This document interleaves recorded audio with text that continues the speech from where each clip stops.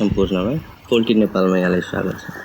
आज हामी कुरो गर्नेछौँ बायोसिक्युरिटीको बारेमा। वास्तवमा यो कुखुरा फर्ममा सबभन्दा इम्पोर्टेन्ट बायोसिक्युरिटी हाम्रो राम्रो भएन भने त्यो हामी सफल किसान हुन सक्दैन, कहिले पनि हुन सक्दैन। बायोसिक्युरिटी टाइट हुनुपर्छ। जैविक सुरक्षा अपनाएर मात्रै कुखुरा पालन गर्दा हामी जहिले पनि सक्सेस हुनुपर्छ। जस्तै अब भन्छ नि, prevention is better than cure. रोग लाग्नुभन्दा रोग लाग्न नदिनु नै बेटर हुन्छ। फर्ममा अब फर्मको कुखुरा फर्म गर्दाखेरि बायोसिक्युरिटी अपनाउनु नै हाम्रो एकदम सबभन्दा इम्पोर्टेन्ट कुरो त्यहाँ हुन्छ। जस्तै फर्म बनाउँदा अब फर्मको वरिपरि चारैतिरबाट तारबार बेरा लाउने।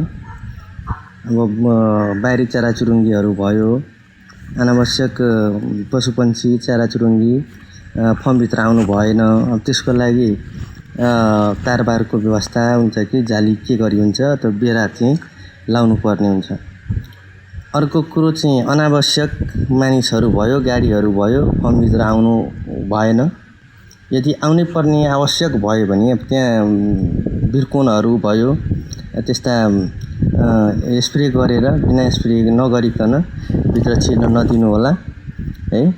कुखुरा हाल्दाखेरि प्राय जस्तै अब जस्तो अल इन अल आउट भन्छ नि, फर्ममा एकैचोटि कुखुरा एकैचोटि हाल्ने, अनि जब हाम्रो तयारी हुन्छ अथवा बोइलरमा तयारी भएपछि एकैचोटि पुरै बेच्ने। या त अब लेसहरू भयो, अब एकैचोटि हाल्यो, अब एकैचोटि फिनिस भएपछि त्यो लट साफ गरेर अनि फेरि मेडिसिनहरू छर्किएर डिसइन्फेक्ट गरेर अनि मात्रै अर्को चल्ला हाल्ने गर्नु।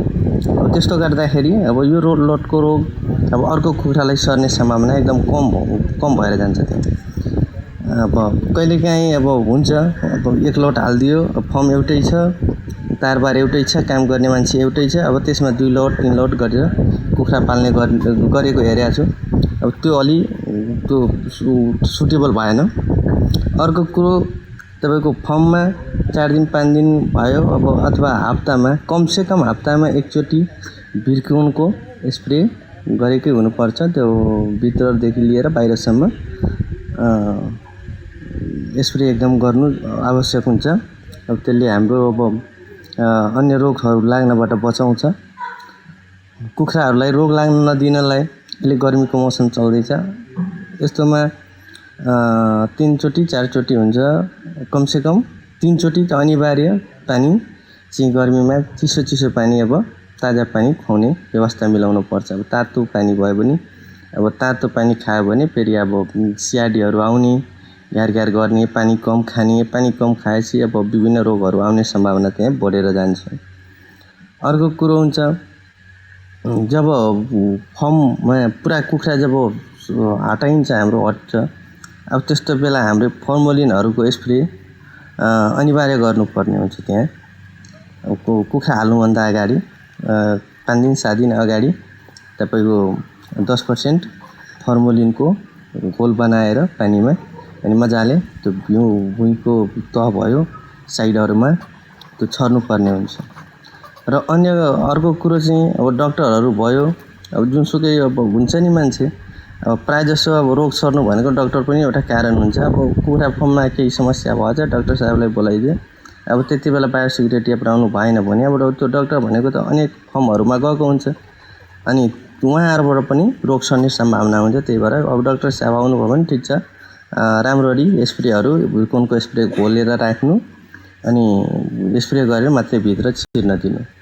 अर्को कुरो, तपाईँको फर्मको जो मेन गेट हुन्छ नि, त्यहाँ खाल्डो बनाएर सिमेन्टेड गरेर खाल्डो बनाएर तपाईँको बिर्कोन एलएसपी को घोल चाहिँ बनाएर त्यहाँ अनिवार्य रूपमा त्यो मेन गेटमा चाहिँ राख्नु। बाहिरबाट मान्छेहरू आयो, गाडी आयो, अब त्यो बेला त्यस्तो उसमा खुट्टा चुबेर पुरा मजाले खुट्टा चुब्ने गरी अनि मात्रै भित्र त्यो छिर्ने व्यवस्था चाहिँ मिलाउनु पर्छ। त्यस्तो भयो भने त्यो अब बाटोघाटोमा अब चराचुरुङ्गीहरूले चिसा गरेको हुन्छ, अनेक रोगहरू आउने भनेको त बाहिरबाट हो।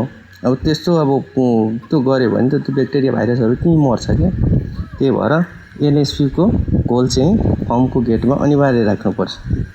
अब त्यो चाहिँ सम्भव छ भने प्रत्येक फ्ल्याटको प्रत्येक फर्मको गेटमा अब बाटाहरूमा भए पनि हुन्छ। अब त्यो बाहिरबाट आएपछि डबल सेक्युरिटी गरिदिनु। अब एउटा मेन गेटमा भइहाल्यो, अर्को चाहिँ फर्मको गेटमा भित्र छिर्नुभन्दा अगाडि अब त्यसलाई एकचोटि अब खुट्टा चुबेर गयो भने झन् राम्रो हुन्छ।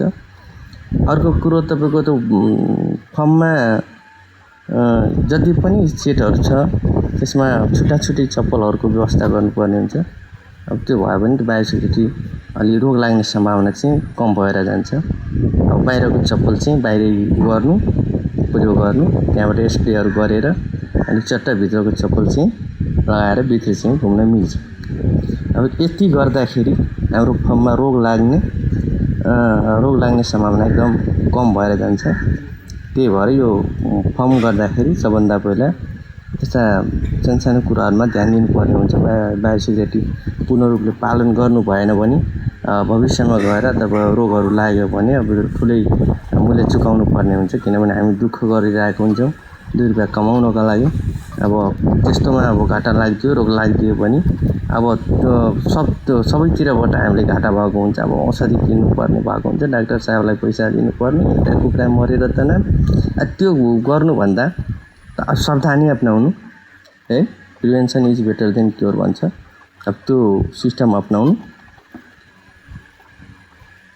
नमस्कार संपूर्ण। हाँ जल्दी करो, मुझे पता है कि आप लोग नहीं करते, वीडियो देखते हो लेकिन सब्सक्राइब नहीं करते। ये लाल कलर का बटन नहीं से दबाओ, जल्दी दबाओ, फिर मैं शुरू करूँ। दबा दो जल्दी, दबा दिया, घंटी भी दबा देना।